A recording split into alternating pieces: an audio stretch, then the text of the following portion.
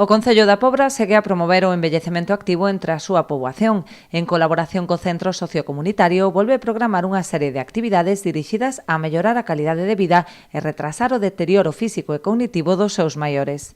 Nós o que pretendemos con este tipo de programas é retrasar o máximo posible o que é o deterioro físico e cognitivo asociado ao envellecemento, non? É dicir, que as persoas maiores poden seguir sendo activas a maior parte da súa vida e ao mesmo tempo que se sintan plenamente integradas na sociedade, eles forman parte da sociedade, son unha parte importantísima. É dicir, a este tipo de programas non veñen a escoitar, non veñen a estar quietos, non, eles veñen a participar e iso é fundamental. O programa dividirase en 2 semestres, co parón do verán por medio. Ofertaránse actividades de envellecemento activo e musicoterapia, todas elas en horario de tarde nas instalacións do Centro Sociocomunitario.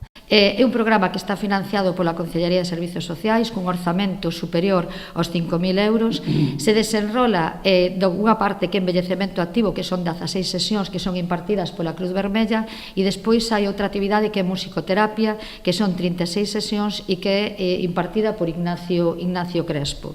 Vanse desarrollar, digamos, en 2 bloques temporalmente. O primeiro bloque será a partir de abril, ata maio unha actividade e ata xuño outra, e despois deixamos as vacacións de verán e xa teremos un segundo bloque que se retomará en outubro. As sesións son semanais, son os venres e os mércores en horario de tarde.